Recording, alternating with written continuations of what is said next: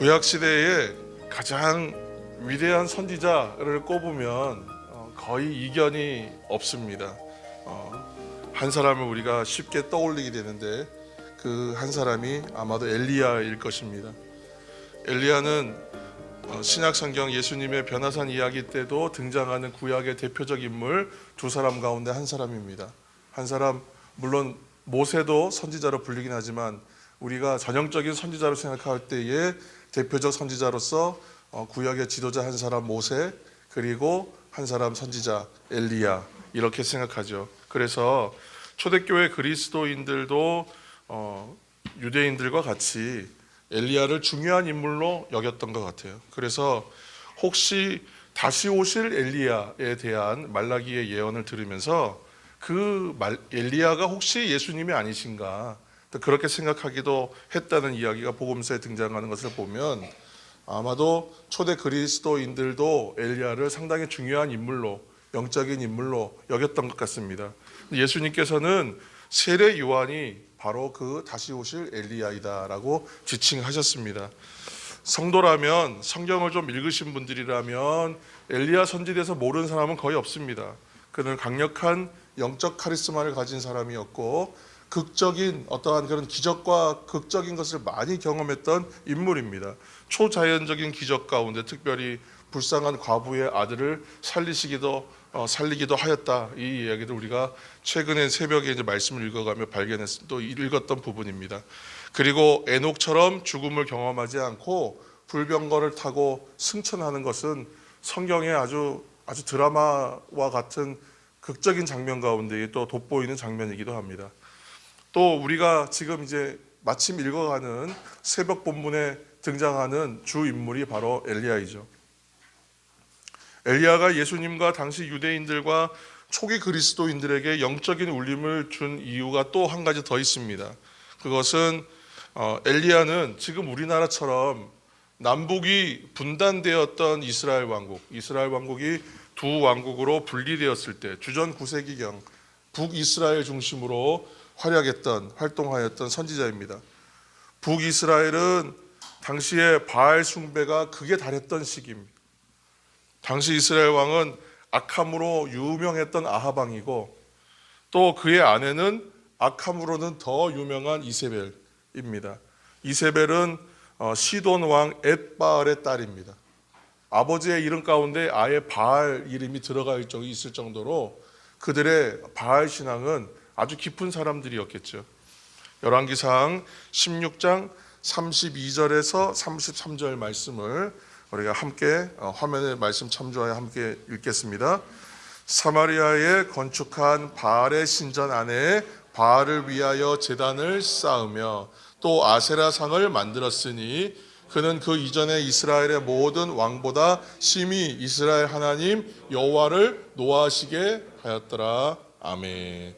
엘리야가 하나님의 뜻을 따라 행한다는 것은 바알 신앙, 우상 신앙이 가득한 곳에서는 정반대로 행하는 사람일 수밖에 없죠.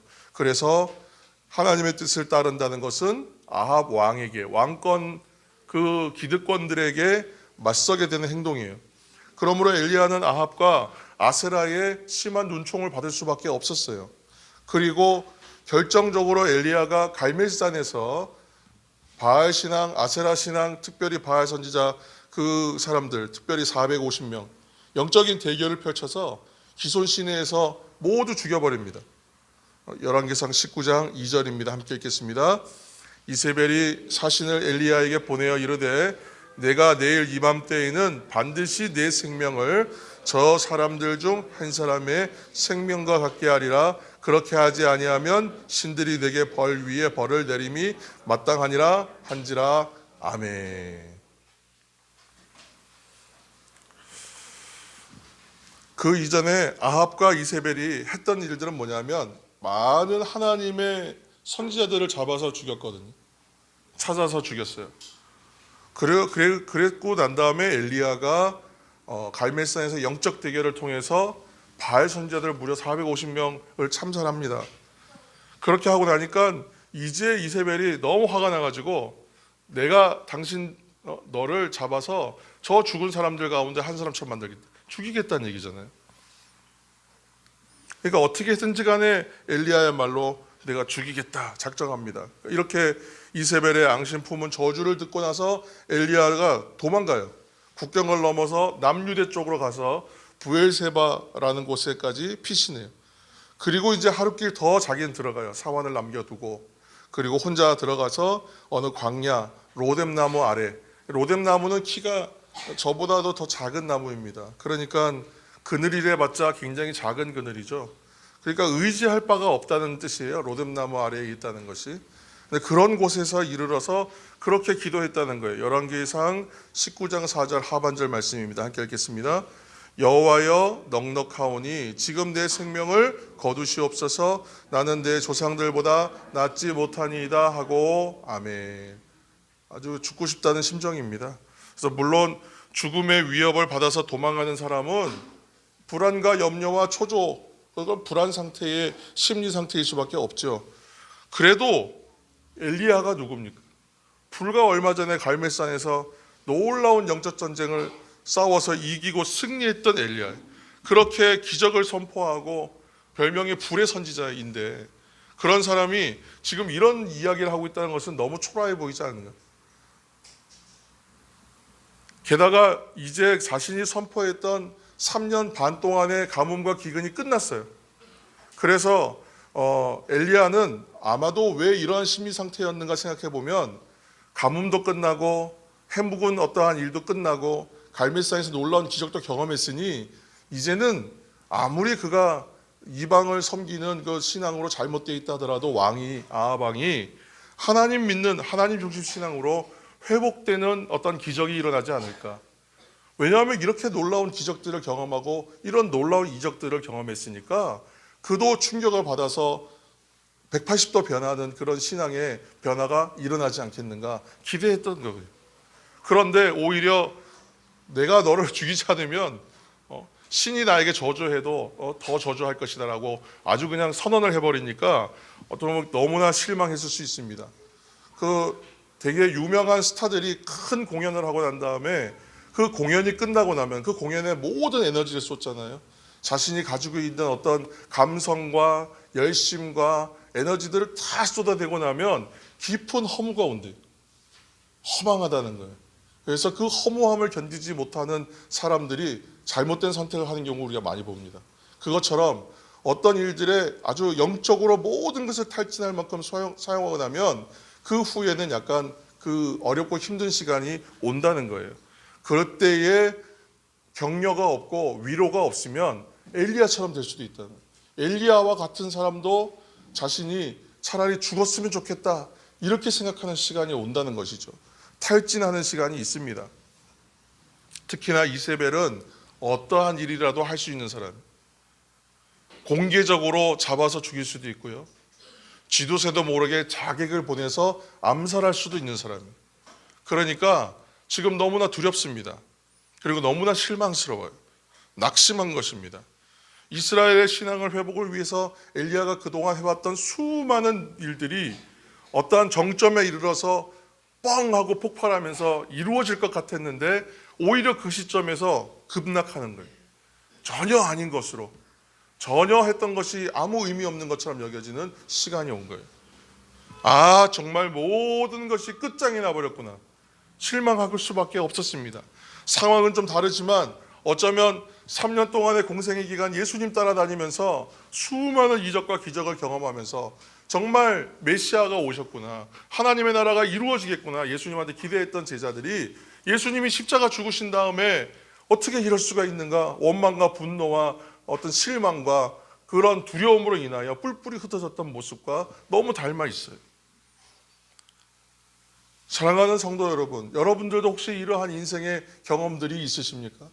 이제는 정말 뭐가 되겠구나 하고 그동안 어떤 목적을 가지고 목표를 두고 최선을 다했는데 거기에다가 모든 사활을 걸다시피 했는데 그 일이 내가 생각했던 것과는 정반대의 결과를 가져왔을 때의 낙심함, 실망함, 그런 여러분 인생의 경험이 있으셨습니까?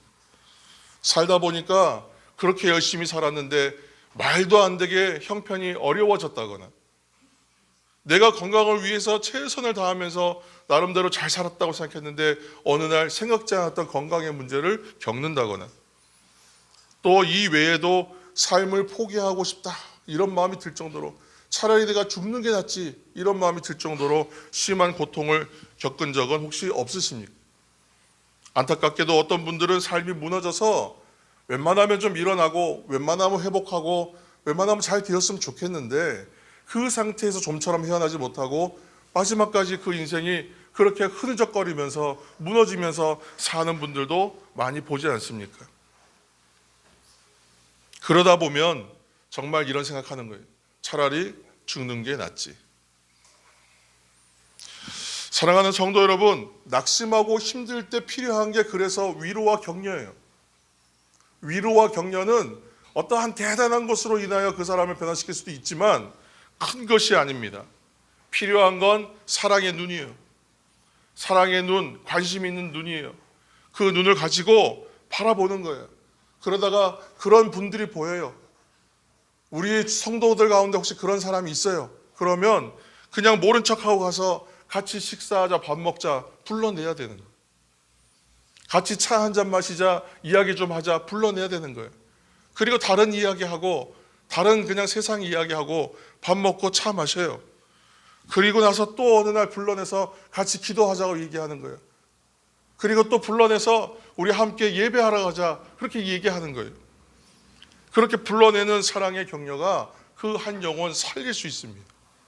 그러한 불러내고 찾아가고 함께하는 사랑의 격려를 건네시는 우리 모두가 되기를 예수님으로 축원합니다. 그때 천사가 와서 놀랍게도 엘리야를 격려하고 먹을 것을 먹입니다. 어떤 그 설명에 보면 이런 이야기도 있어요. 해석 가운데에 영적인 안마를 했다. 자야 되니까 자라, 먹어야 되니까 먹어라. 그리고는 또 어루만져 줬다는 것은 영적인 안마를 했다. 또 먹이고 또 재우고 또 안마하고 또 먹이고 재우고 다독거리고, 그렇게 해서 엘리야를 위로하고 힘을 주었다, 격려했다는 이야기입니다. 한 번이 아니라 거듭 격려하고 또 먹을 것을 먹게 하고, 그제서야 엘리야가 정신도 차리고 힘을 얻어서 그 먹고 받은 것에 힘을 얻어서 그 양식의 에너지를 가지고 힘을 내어서 40일 밤낮을 걸어서 그가 어디에 가느냐, 하나님의 산이라고 불리는 호렙으로 갑니다. 열왕기상 19장 9절입니다. 함께 읽겠습니다. 엘리야가 그곳 굴에 들어가 거기서 머물더니 여호와의 말씀이 그에게 임하여 이르시되 엘리야야 내가 어찌하여 여기 있느냐. 아멘. 하나님의 말씀이 임해요. 그때서야.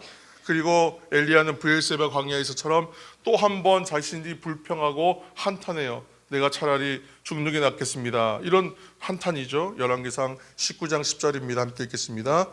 그가 대답하되 내가 만군의 하나님 여호와께 열심히 유별하오니 이는 이스라엘 자손이 주의 언약을 버리고 주의 제단을 헐며 칼로 주의 선지자들을 죽였음이오며 오직 나만 남았거늘 그들이 내 생명을 찾아 빼앗으려 하나이다.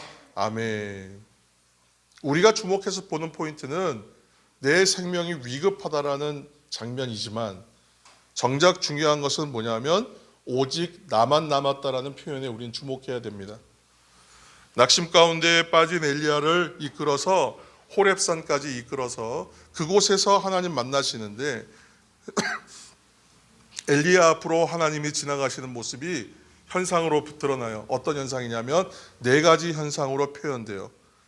잘 보시면 이것이 우리에게 영적인 메타포라고 하거든요. 일종의 비유.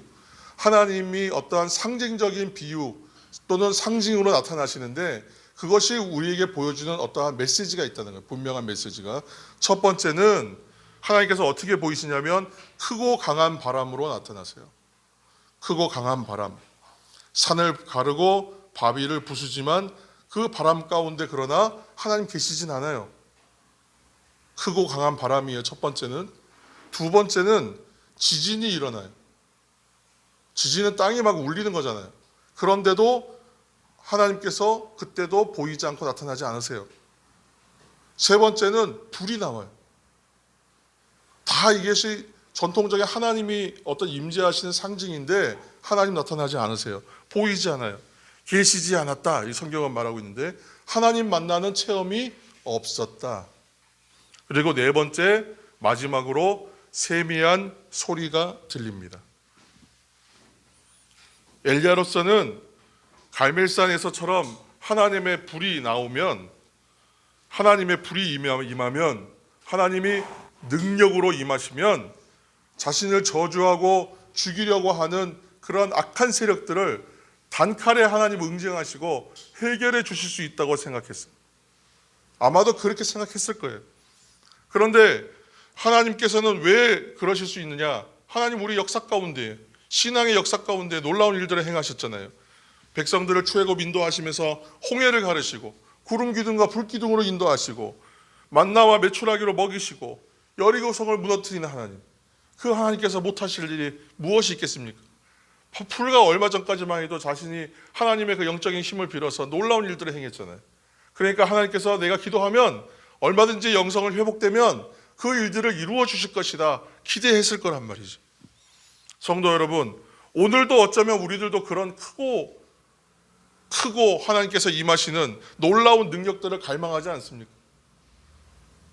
내가 지금 어려운 질병에 걸렸는데 하나님 나를 한 번에 치유하셔서 아픔도 없고 통증도 없고 병증도 없고 그 이전보다 더 건강한 상태로 만들어 주옵소서. 우리 기도하지 않겠어요? 오늘 내가 큰 재산을 잃고 힘들게 되었는데 하나님 이전보다 욥처럼 그렇게 응답 주셔서 정말 갑절의 어떠한 영감을 주시고 갑절의 어떤 베품을 나에게 주시옵소서. 기도하지 않겠어요? 어려운 시험 준비해서 실패하고 실망하고 낙심하였는데 하나님 생각지 못한 좋은 기회를 열어주셔서 나에게 그보다 더 좋은 길을 열어주실 것이라 우리 기대하면서 기도하지 않겠습니까? 오늘날 우리가 정치, 경제, 사회 전반에 하나님이 그런 놀라운 변화의 능력을 임하셔서 이 나라를 하나님 뒤집어서 새로운 나라, 힘 있는 나라, 좋은 나라 하나님 만들어 주옵소서. 기대하지 않아요? 기도하지 않겠습니까? 상상만 해도 이런 생각하면 너무 좋아요. 하나님 한 방에 풀어주시고 열어주옵소서. 그런데 엘리야가 오늘 호렙산에서 깨닫는 깨달음이 우리에게도 필요합니다. 오늘 하나님의 산 호렙에서 엘리야가 깨닫는 깨달음은 한 가지예요. 깊은 깨달음이에요. 하나님 강한 바람 가운데서 나타나지 아니하시고 지축을 울리는 지진 가운데서 하나님 응답하지 않으시고 거대한 불 가운데에 우리의 시선을 끌고 우리의 주목을 끌고 우리의 심경을 울리는 그러한 놀라운 일들로 행하시면서 나타나지 않으시고 그렇게 행하지 않으시고 놀라운 기적과 이적으로 하나님 나에게 말씀하지 않으시고 어떠한 일로 하시냐? 누가 봐도 멋지고 크고 놀랍고 멋지게 회복시켜 주시는 그러한 능력이 아니라 누구도 알지 못할 지금 내가 주목하고 주목해도 들을까 말까 하는 세미한 음성으로 하나님 나에게 말씀하신다. 여러분 영화 보시면 사일런스, 영어로 하면 사일런스예요. 침묵 또는 묵음이에요. 그런 효과가 있어요. 영화 보시면 이 주인공이 지금 너무 절규하는 장면이 나와요. 너무 큰 고통을 당해서 자녀가 죽었다던가 이래서 주인공이 엄청나게 슬프고 지금 절규하는데 그런데 절규하는데 울음소리가 안 들려요. 영화적 기법이죠. 묵음으로 처리하고 아무 소리도 안 들리고 장면에는 주인공이 절규하는 장면만 강하게 부각돼요. 여러분 큰 소리와 웅장한 사운드로 우리가 감동을 받을 때도 있지만 정작 인상에 남는 장면들은 웅장한 사운드는 별로 기억에 남지가 않습니다. 그땐 좋은데 정말 기억에 남는 유명한 영화의 장면들은 그가 계단에서 절규하는 장면, 이런 장면들이 남아요. 소리는 없어요. 장면만 남아요. 무슨 말씀이냐 하면 이런 예를 또 들 수 있겠죠. 금방 태어난 아기의 숨소리 여러분 들어보셨어요? 다 들어보셨죠? 기억에 나십니까? 혹시? 애가 쌕쌕 하면서 내는 숨소리 기억나세요? 아이 다 장성시키셨기 때문에 너무 옛날 얘기라서. 그러나 여러분 기억을 더듬으시면 그 기억이 나실 겁니다. 갓 태어난 아이가 이제 새근새근 잘 때 숨소리, 가까이서 들어보면 참 신비해요. 세상이 그렇게 고요할 때 아이의 숨소리가 들리기 시작해요. 많은 소음이 있을 때는 이 아이가 자는지 안 자는지 잘 몰라요. 숨을 쉬는지 잘 모릅니다. 그런데 숨소리에 주목하다 보면 다른 소리는 안 들리고 희한하게도 그 작은 소리가 내 귀를 완전히 사로잡아요. 크게 들려요. 그리고 신비하다는 생각이 들어요. 참 좋습니다. 우리가 마음이 편해져요. 저도 소리에 꽤 민감한 편이라서 뭐 말씀 준비하고 예배 준비하는데 인근 여기 공원에 꼭 공연이 이렇게 많아요. 토요일 날 이런 날. 그러면 그런 소리가 나기 시작하면 그 소리에 귀를 한번 빼앗기면 다른 걸 할 수가 없어요. 그래서 제가 독서실 다닐 때 옛날에 그때 쓰던 걸 우연히 찾아가지고 이 귀를 막는 게 있습니다. 그거 찾아가지고 그걸 막아야 될 정도로 그럴 때도 있어요. 다른 소음으로 눌러보려고 해도 안 돼요. 특히나 자동차 문 닫을 때 운전하시는 분은 좀 느끼실 텐데 차문을 내가 운전자인데 차문을 누가 닫을 때 세게 닫으면 여러분 그 소리 굉장히 깜짝 놀랄만큼 큰 소리잖아요. 그래서 차문 좀 살살 닫아달라고 부탁해야 됩니다. 살다 보면 큰 소리가 필요할 때가 있습니다. 공연장에 가서 아주 크고 웅장한 사운드를 집에서 경험할 수 없는 사운드를 누려야 할 때가 있어요. 그런데 공연을 한번 가보세요. 음향이 잘 세팅된 데 가서 아무리 소리를 크게 해도 거슬리지 않을 만큼의 웅장한 사운드를 경험하면 감동이 있어요. 그런데 그 음향을 쉼 없이 여러분 1시간, 2시간 듣는다고 생각해 보세요. 견딜 수가 없습니다. 힘들어요. 우리가 그 소리를 감당해내지 못해요. 웅장하고 큰 사운드가 감동을 주는 이유는 세미하고 작은 소리의 변화가 있기 때문에 감동이 있는 거예요. 큰 소리를 계속 들으면 감당할 수가 없어요. 지금 말씀 가운데에 이렇게 들리는 세미한 소리는 단지 소리가 크거나 작거나 하는 이야기는 아닙니다. 하나님께서 거대한 위력과 어떤 놀라운 어떤 흔들림으로 우리에게 오시는 것이 아니라 지금 속삭이듯 말씀하신다라는 걸 강조하는 거예요. 세미한 소리. 이 얘기는 우리에게 인격적으로 다가오셔서 속삭이듯 말씀하신다. 우리에게 조용히 다가오는 주의 음성이다. 영혼을 울리는 그러한 작은 소리다. 그런 말씀입니다. 이러한 세미한 소리를 들으시는 저와 여러분, 교회와 성도가 되시기를 축원합니다. 여러분, 어떤 분이 이런 얘기해요. 가끔 가다가 꽃이 너무 아름다워 얘기하면서 꽃들이 내게 말을 거네. 누가 이렇게 얘기했다고 생각해 보세요. 야, 꽃들이 제게 말을 걸어요. 이러면 여러분 먼저 어떤 생각이 드세요? 이상하게만 보실 겁니까? 뭐 좋게 봐야 되겠죠, 그렇죠? 야, 노래하는 시인이구나 이 사람이. 또 감성이 이분이 풍부하구나 이렇게 생각하지 않겠어요? 그러면 엘리야처럼 세미한 음성을 들으려면 어떻게 해야 될까? 우리의 영혼의 영적인 감성이 풍부해야 되는 거예요. 영적인 감각이 회복돼야 되는 거예요. 그러기 위해서는 우리 영혼의 귀와 마음의 귀가 온전히 열려야만 그 음성을 듣지 않겠습니까? 하나님의 세미한 음성을 듣고 엘리야가 어디로 가냐면 굴 어귀로 나아가요. 더 다가서 섰어요. 그랬더니 다시 소리가 들려요. 이거 굴 안에서 듣던 소리가 다시 들립니다. 좀 선명하게 듣고자 더 나갔던 거죠. 그랬더니 엘리야야 네가 어찌하여 여기 있느냐 또 말씀하시는 거예요. 그래서 엘리야가 하소연을 합니다. 모두 죽임을 당하고 오직 나만 남았는데 그들이 내 생명을 찾아서 빼앗으려고 합니다. 그렇게 하소연하기를 3번을 합니다. 위대한 불의 선지자 엘리야지만 그 영혼이 얼마나 지쳐 있었는지를 알 수 있어요. 15절 말씀입니다. 19장 15절 읽겠습니다. 여호와께서 그에게 이르시되 너는 내 길을 돌이켜 광야를 통하여 다메섹에 가서 이르거든 하사엘에게 기름을 부어 아람의 왕이 되게 하고 아멘. 이 말씀만 그대로 보면 정리하면 이래요. 지금 네가 내려왔던 길을 다시 거슬러 가라. 그래서 다메섹으로 가서 너가 하던 선지자 역할 그거 다시 시작해라. 그 얘기거든요. 저 멀리 이방 나라인 아람까지 가서 선지자의 영역이 넓어지는 거예요. 그러니까 지금 일을 힘들어서 일을 내려놓고 하나님 난 쉬겠습니다. 그걸 뛰어넘어서 하나님 나 못하겠으니까 죽겠습니다라고 말하는 사람을 향해서 하나님께서 뭐라고 말씀하시냐면 선지자 일 하던 거 다시 해라.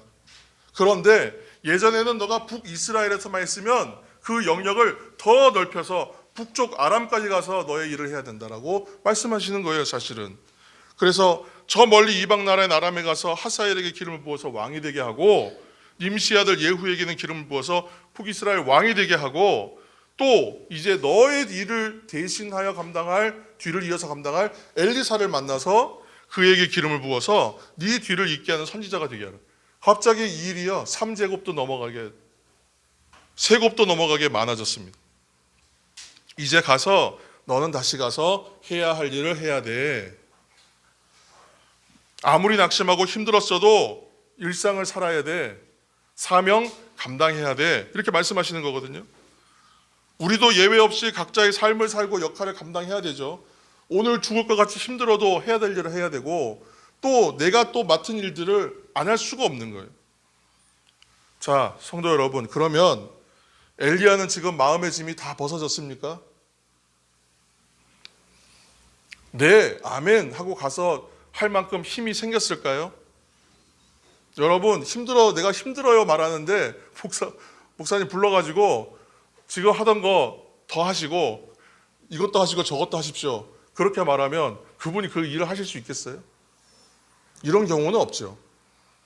속이 시원해지고 힘이 펄펄 나고 있지 않은 이상 그렇게 하실 분이 아마 없을 겁니다. 당연히 아니었을 거예요. 그런데 엘리야에게 필요한 말씀을 이제 하세요. 맨 마지막 19장 18절 말씀입니다. 함께 읽겠습니다. 그러나 내가 이스라엘 가운데에 7,000명을 남기리니 다 바알에게 무릎을 꿇지 아니하고 다 바알에게 입맞추지 아니한 자니라. 아멘.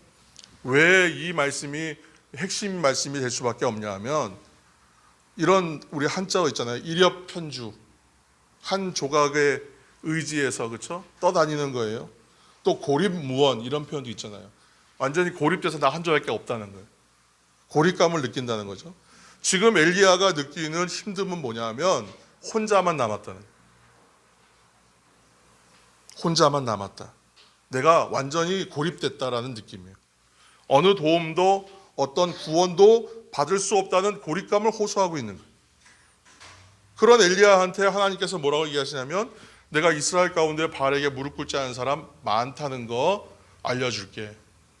한 7,000명 있어. 한두 명 아니고 200명 아니고 7,000명쯤 있어 라고 말씀하시는 거예요. 엘리야가 가장 낙심한 이유는 지금껏 하나님 한 분 말씀만 믿고 따라가면서 내가 의미 있는 일을 해왔고 그렇게 노력하고 애썼던 일이 한 방에 무너졌다. 그리고 갈멜산에서 큰 성공을 거뒀기 때문에 이제는 정말 획기적인 변화가 일어날 거다. 놀라운 일이 생길 거다. 지금껏 이렇게 쏟아붓고 우리가 애썼으니 이제 결론이 나올 때가 됐다. 기대하고 있는데 아무 일도 이루어지지 않았기 때문에 힘들었던 거예요. 그리고 이제 느끼는 건 뭐냐면 나 진짜 혼자 남았네. 이 별거 아닌 껍데기 같은 이 몸 하나만 남았네 라는 실망과 낙심이요. 그런데 하나님께서 뭐라고 하냐면 남은 사람이 있다. 너처럼 그렇게 같이 하나님의 나라를 이루어가고 힘쓰고 애쓰고 너 아니라도요 또 너를 도와 일할 사람 있다. 그 사람들 많다라고 말씀해 주시는 겁니다.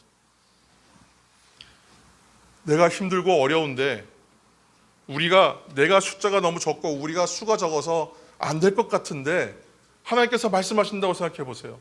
많다. 괜찮다. 돕는 자들이 있다. 너와 같이 열심인 사람들 많다.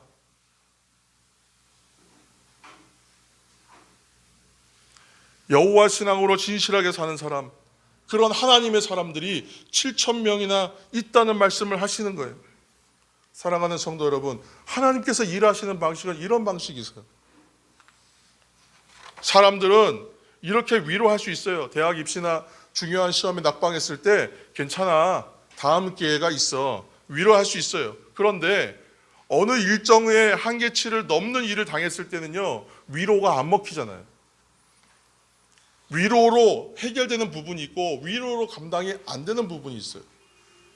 정말 이걸 어떻게 위로할 방법이 없는 일들이 있어요. 그럴 경우는 어떻게 할까요?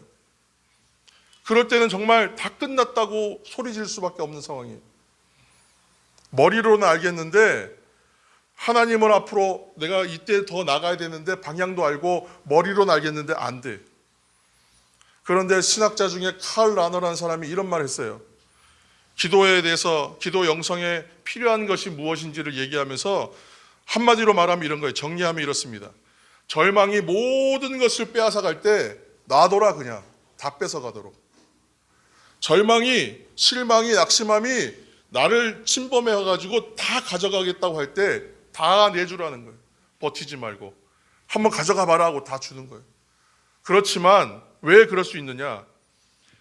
그 절망이 나까지도 다 빼앗아 갈지라도 결코 하나님은 빼앗을 수 없기 때문에 그렇다는 거예요.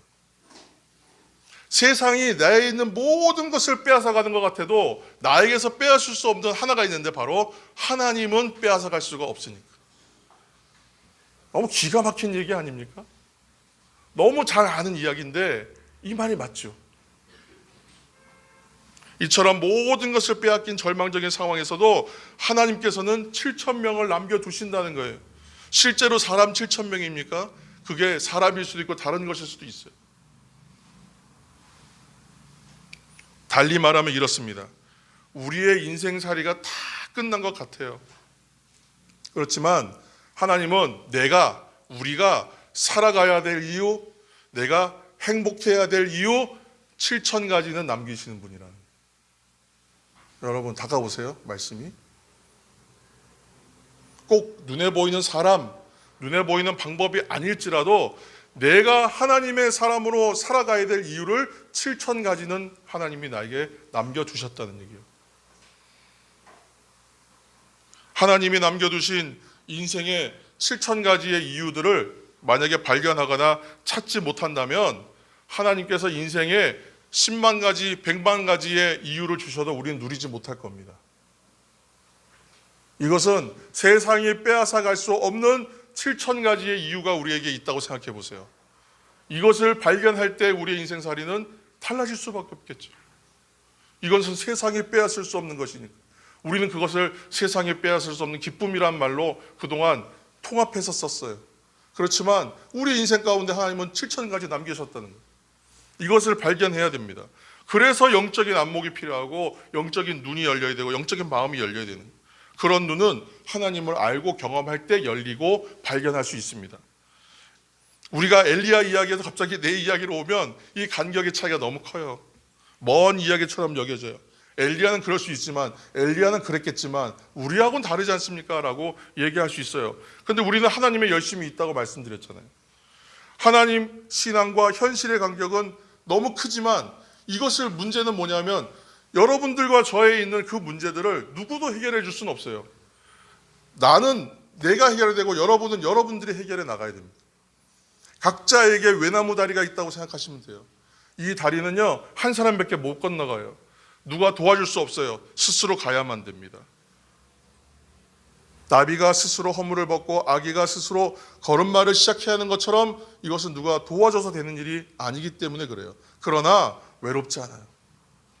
결코 외롭게 그대로 있지 않습니다. 왜냐하면 오늘 엘리야에게 임하시는 세미한 음성이 우리의 영적인 귀와 마음이 열리면요 들리기 시작해요. 다 끝난 것 같은데 색색색 하는 숨소리가 들리는 것처럼 들려오기 시작해요. 그 음성을 들으시기를 축원합니다. 우리가 그 음성을 들으십시다. 그들과 똑같이 하나님의 세미한 음성을 우리도 들을 수 있기 때문에 그래요. 우리도 들어야만 하기 때문에 그렇습니다. 하나님의 말씀에 대한 경험이 없으면 형식적인 신앙생활로 여러분 못 견뎌요. 신앙생활이 안 돼요. 교회의 시스템과 성도들의 모임의 즐거움으로 버티는 신앙생활은 못해요. 안 됩니다. 탈진하는 시간이 분명히 옵니다. 인생의 고난을 만나면 한 방에 무너집니다. 그리고 못 일어나요. 그래서 말년에 가서 신앙 잃어버리는 분들도 많습니다. 왜 그렇겠습니까? 하나님의 말씀에 대한 경험이 없기 때문에 일어날 수 있는 자산이 아예 없는 거예요. 그 7,000가지에 한 가지도 발견 못했기 때문에 일어날 방법이 없는 거예요. 여러분 그렇게 기도하시길 바랍니다. 하나님, 나의 하나님의 산 호렙은 어디입니까? 내가 하나님의 세미한 음성, 내게 7,000가지가 있다고 말씀하시는 음성을 들은 장소가 어디입니까? 나에게 그러한 곳이 어디입니까? 나에게 영적인 호렙은 어디입니까? 여러분 질문하셔야 돼요. 그리고 여러분 그렇게 기도하셔야 돼요. 우리의 예배를 통해서, 우리 목사님을 통해서 주시는 말씀과 예배를 통해서 그 7,000가지의 한 가지씩들을 발견하는 은혜가 한 주에 하나씩이라도 하나님 믿게 하여 주옵소서. 여러분 그렇게 결단하시고 그렇게 호소하시고 그렇게 주목하면서 나오셔야 돼요. 그러면 음성이 들리기 시작해요. 인생의 문제 가운데 생각지 않았던 문제로 발견하기 시작해요. 그러면 하나님께서 7,000명과 같은 용기를 주고 생명을 주는 말씀이 우리에게 오기 시작하는 겁니다. 그렇게 하나님의 말씀 듣기를 사모하시고, 그렇게 하나님의 예배를 사모하시고, 듣고 찾고 누리시기를 예수님의 이름으로 축원합니다. 기도하겠습니다. 하나님, 나의 호렙산에서 음성을 듣기를 원합니다. 말씀을 사모하고 또한 서로 사랑할 때 우리의 영혼의 감성과 마음의 감성이 풍성해져서 영적인 귀와 눈과 마음이 열려 나를 향해 말씀하시는 하나님의 세미한 음성을 듣게 될 줄로 믿습니다. 내 인생에 예비하신 7,000가지의 한 가지씩들을 발견해가는 은혜가 있을 줄로 믿습니다. 주여 우리를 인도하여 주옵소서. 주여 우리가 서로 사랑하게 하여 주옵소서. 주여 우리로 하여금 듣게 하여 주옵소서. 예수님의 이름으로 기도합니다. 아멘.